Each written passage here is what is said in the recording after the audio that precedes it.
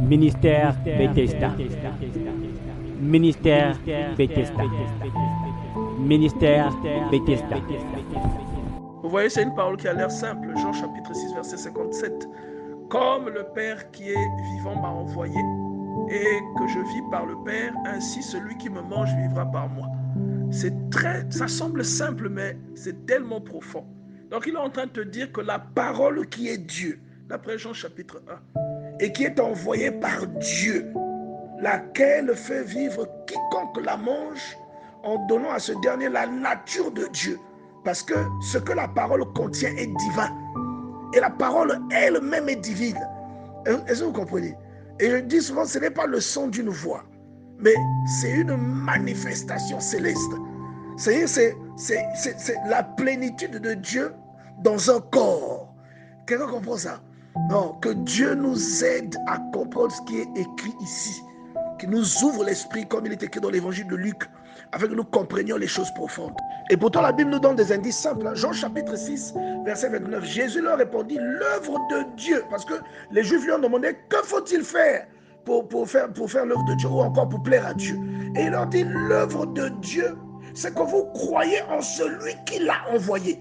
Vous comprenez, non? Il dit que l'œuvre de Dieu, il dit, comment plaire à Dieu? Il dit, croyez en celui qui l'a envoyé. Or, d'après Jean 1, nous savons que celui qui l'a envoyé, c'est la parole. Jean 1, celui que Dieu a envoyé, c'est quoi? La parole, qui était avec Dieu dès le commencement et qui était Dieu. Et de qui sont sorties toutes les choses qui sont visibles et celles qui ne le sont pas. Vous voyez? Il dit que c'est cela, faire la volonté de Dieu. C'est de croire en sa parole. De croire en celui qui l'a envoyé. Parce que la parole de Dieu sort de qui? Elle sort de Dieu. C'est une partie de lui. Elle fait partie intégrante de lui. Donc cette parole-là, quand vous y croyez, il y a quelque chose de divin qui vient s'installer en vous. Et comme je l'ai dit tout à l'heure, je l'appelle le locataire céleste. Il vient habiter en vous. 1 Corinthiens chapitre 3, verset 16. Il réside en vous. Et c'est là que commence votre prétendu sorceleur, votre prétendue magie, votre prétendu... C'est-à-dire qu'il y a des choses que vous manifestez que les gens ont du mal à comprendre. Même les chrétiens. Ils ont du mal à croire que ça vient de Dieu. Pourquoi? Parce que le locataire céleste habite en vous. Est-ce que si votre président de la République vient habiter en vous, vous resterez la même personne? Si votre président vient habiter dans votre maison changera d'aspect. Et même vos ruelles seront barricadées. Plus personne n'aura accès au lieu où vous habitez facilement. Parce qu'il y aura des guérites, il y aura des postes de contrôle. Pour vous voir, ça sera difficile. Pour rentrer dans votre parcelle, ça sera difficile. Pourquoi? Parce que votre président de la République habite avec vous. Et il ajoute en disant, en vérité, je vous le dis, Moïse ne vous a pas donné le pain du ciel. Est-ce que vous comprenez que le type vient décortiquer? Parce que ça va sembler contradictoire avec Deutéronome chapitre 8, verset 2. Ça va sembler... Mais alors la parole de Dieu ne se contredit pas. C'est-à-dire la parole de Dieu se complète. C'est ce qui était flou devient clair. Ce n'est pas une contradiction, mais c'est une clarté. Il dit Moïse, c'est-à-dire ce que vous avez mangé, la manne, ce n'était qu'une préfiguration. C'est ce qu'il est en train de dire. Parce que la manne, Dieu appelle ça le pain du ciel. Mais il dit, ce n'était qu'une préfiguration de qui je suis. Ce n'était qu'un type de qui je suis. Mais la vraie manne, c'est-à-dire l'original, ça c'était le négatif, ça c'était la photocopie. Mais l'original, c'est celui qui est devant vous. Vous comprenez? Il dit, Moïse ne vous a pas donné le pain du ciel, mais mon Père vous donne le vrai pain du ciel, c'est-à-dire lui. Et ce pain, c'est quoi? C'est la parole. Vous voyez, non? Donc le pain du ciel qui te transmet la vie de Dieu, c'est la parole de Dieu. Et il va plus loin, il dit, car le pain de Dieu, c'est celui qui descend du ciel et qui donne la vie au monde. Et il ajoute en disant, je suis le pain de vie, celui qui vient à moi n'aura jamais faim.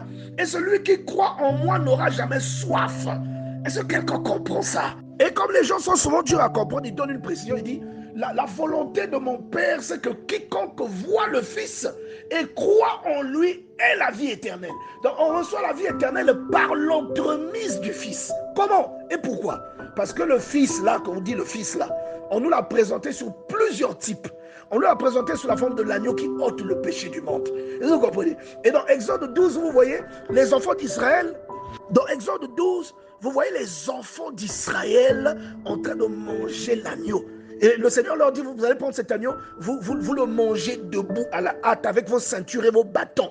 Les ceintures sont attachées. Pourquoi? Parce que c'est la Pâque. Et c'est quoi la Pâque? C'est le fait que les sanctions de Dieu qui auraient dû tomber sur vous vont vous traverser. C'est-à-dire, elles vont passer au-dessus de vous. Et c'est ce mouvement-là, la Pâque. Et il vous explique, en fait, en mangeant cela, l'ange exterminateur qui descend, quand il vous regarde, il voit les traits de son maître. Il voit les traits de son Dieu, de celui qui l'a commandé. Donc, par conséquent, il comprend que vous êtes son enfant. Il ne peut pas vous toucher. Il passe au-dessus de vous. Est-ce que vous comprenez? Donc, celui qui voit le Fils et qui croit en lui à la vie éternelle. Et le Fils le ressuscite au dernier jour. Vous comprenez, non? Il le ressuscite comment? Parce qu'il a un effet, il provoque un effet chez l'exterminateur. L'effet qui fait que l'exterminateur, plutôt que de te frapper de plein fouet, il voit le visage de Dieu et il se détourne de toi. Il passe au-dessus de toi. C'est cela le pouvoir de la parole. Donc en réalité, l'agneau qu'eux ils ont mangé là, c'est la parole de Dieu. L'agneau, quand il dit que vous faites cuire l'agneau et vous le mangez à demi-cuit, l'agneau là c'est la parole de Dieu.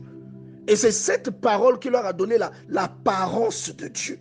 C'est pourquoi on dit que la parole de Dieu vous donne la nature de Dieu. Et vous comprenez donc que la parole là c'est un esprit.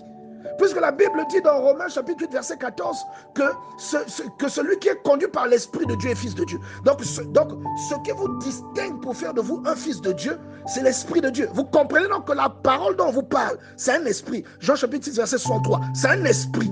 Et c'est cet esprit qui fait toute la différence et qui emmène la délivrance. C'est pourquoi, bien aimé, je me tue à expliquer à quelqu'un ce soir que la parole de Dieu n'est pas le son d'une voix, c'est une personne.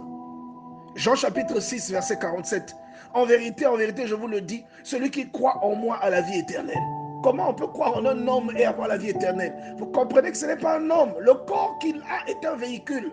Vous comprenez que tout se fait, puisque tout est fait par l'esprit. Ce qui est visible sort du spirituel. Vous voyez, Jean chapitre 6 verset 48, il dit, je suis le pain de vie. Le pain de vie.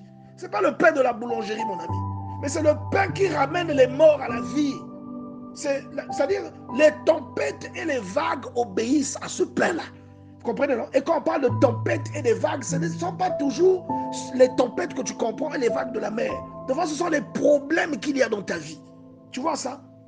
Et il dit, Jean chapitre 6, verset 49, vos pères ont mangé la manne dans le désert, ils sont morts. Ça veut dire que ce n'est pas, la manne là n'était qu'un type. La manne là n'était qu'une illustration de la véritable manne. C'est une illustration du véritable. C'est-à-dire Dieu nous a enseigné par des dispensations qui ont été progressives. Il nous a enseigné d'abord par un gribouillis, ensuite c'est devenu un brouillon, ensuite c'est devenu une ébauche, ensuite c'est devenu le propre. Est-ce que vous comprenez? C'est devenu le propre. Et un jour, alors que nous serons dans la Nouvelle Jérusalem, ça deviendra maintenant le palpable. C'est-à-dire que le plan que nous avons vu au propre, nous touchons maintenant les murs, nous touchons la bâtisse avec nos mains. Et ça, c'est réservé aux personnes qui ne mourront pas. Et les personnes qui ne mourront pas, ce sont ceux qui mangent la parole. Jean chapitre 10, verset 50. C'est ici le pain qui est descendu du ciel, afin que celui qui en mange ne meure point. Le pain là, ce n'est pas le pain de la boulangerie. Le pain là, c'est la parole de Dieu. C'est un esprit. Il a voulu se répandre de cette manière afin d'atteindre certaines personnes et que ces personnes-là reçoivent la vie. Donc, en lisant la parole de Dieu, en réalité, tu es en train de manger le pain et de boire le sang. Est-ce que quelqu'un comprend ça? Et par conséquent, tu ne peux plus connaître la mort. Et il te le précise dans Jean chapitre 6, verset 51. Il dit, je suis le pain vivant qui est descendu du ciel. Si quelqu'un mange de ce pain, il vivra éternellement.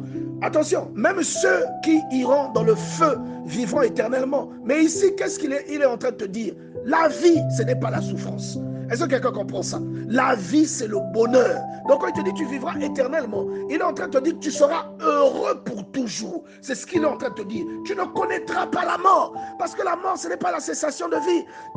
Comment vous l'appelez? Dieu a dit à Adam que si tu manges de ce fruit, tu mourras. Mais Adam a mangé le fruit, vous avez vu qu'il n'est pas mort physiquement, mais il est mort parce qu'il y a eu une dissociation entre Dieu et lui. Donc quand il te dit que tu vivras éternellement, il est en train de dire que tu seras dans le bonheur éternel. Est-ce que vous comprenez ce que je suis en train de dire? Et il ajoute un détail intéressant en disant, et le pain que je donnerai, c'est ma chair.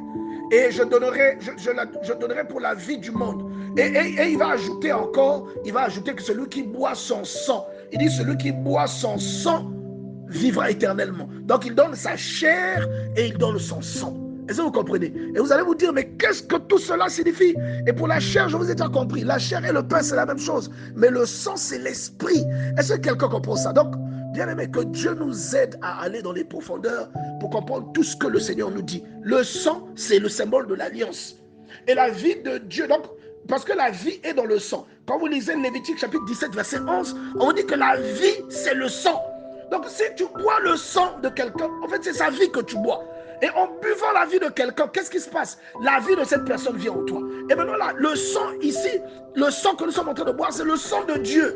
Qu'est-ce qui va se passer? La vie de Dieu va venir en nous. C'est pourquoi Jean chapitre 1 verset 12 te dit que celui qui reçoit la parole, en fait, cette parole lui donne un pouvoir, celui de devenir un enfant de Dieu. Vous comprenez, non? Donc, et cette parole dont on parle, c'est un esprit. C'est l'esprit qui met la distinction. Cette parole, bien aimée dans le Seigneur, c'est celle qui te fait passer, c'est comme un pont qui te fait passer de l'état de la mort à la vie. C'est le pont qui te fait passer de l'état de fils d'un être humain à un fils de Dieu. Donc, en réalité, ce qui fait de vous un fils de Dieu, c'est la vie de Dieu qui part de Dieu vers vous. Vous comprenez? En fait, tout ça, c'est une logique unique que vous retrouvez dans 1 Corinthiens chapitre 3, verset 16. C'est la même logique. Le locataire céleste. Donc, ce qui fait de vous un enfant de Dieu, c'est la vie de Dieu qui part de Dieu vers vous. Vous comprenez? Vous recevez sa vie. Et la vie en question est un esprit. Et vous y accédez par le moyen de la parole. C'est la même chose. Vous voyez? Romains chapitre 2 verset 14 dit que tous ceux qui sont conduits par l'Esprit de Dieu sont fils de Dieu.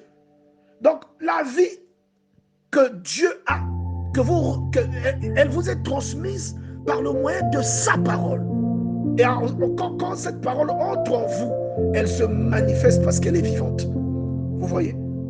Donc, si la vie là fait de toi un enfant de Dieu, si tu deviens un enfant de Dieu, Romains 8 verset 17, or si nous sommes enfants de Dieu, nous sommes aussi héritiers, héritiers de Dieu et co-héritiers de Christ.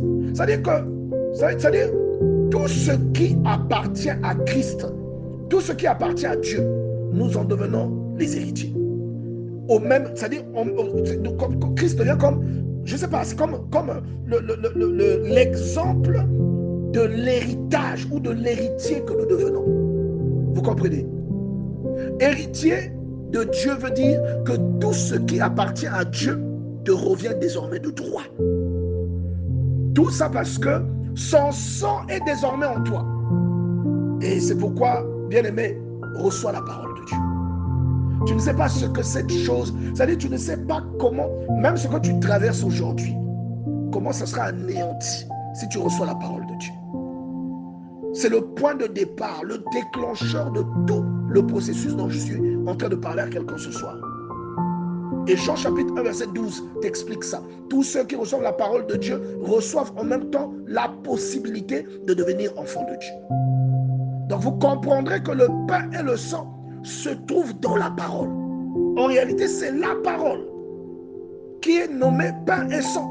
Parce que l'Esprit de Dieu, bien aimé, agit au travers de sa parole. Vous voyez? Et donc, en lisant la parole de Dieu, en réalité, vous mangez le pain et vous buvez le sang de Christ. Vous voyez, bien aimé dans le Seigneur. Ce sont des choses très profondes. Et je suis en train de dire, c'est pourquoi un lecteur de la Bible développe des facultés extraordinaires. Comment vous êtes en train de lire la Bible, mais quand vous dormez, vous commencez à voir ce qui arrive demain. Regardez l'effet que la parole de Dieu peut faire chez quelqu'un. Vous voyez? Donc la parole, c'est ce pont qui vous fait traverser de l'état de l'enfant d'un être humain à l'enfant de Dieu. Parce que la parole dont il est question, en réalité, c'est Dieu qui est lui-même répandu sur cette forme-là scripturale. Et c'est pourquoi un verset biblique peut déclencher des phénomènes inimaginables dans la vie de quelqu'un. Une écriture écrite il y a plus de 2000 ans, avec la même écriture, Dieu peut vous parler aujourd'hui et vous sentez que c'est à vous que Dieu s'adresse. C'est ce qu'on appelle le réma. Vous allez expliquer ça comment? Donc vous comprenez que la parole là est vivante. C'est une vie. Le contenu de la Bible est vivant. Jean chapitre 6, 3. C'est l'esprit qui vivait, la chair ne sert de rien. Les paroles que je vous ai dites sont esprit et vie. Les paroles bibliques sont vivantes. Vous voyez, bien aimé. Et cette parole transmet un esprit qui vient loger en vous. Que moi, personnellement, comme je vous l'ai dit, je l'appelle le locataire divin. Il vient loger en vous. Vous voyez, Dieu vient élire domicile dans le corps de sa création.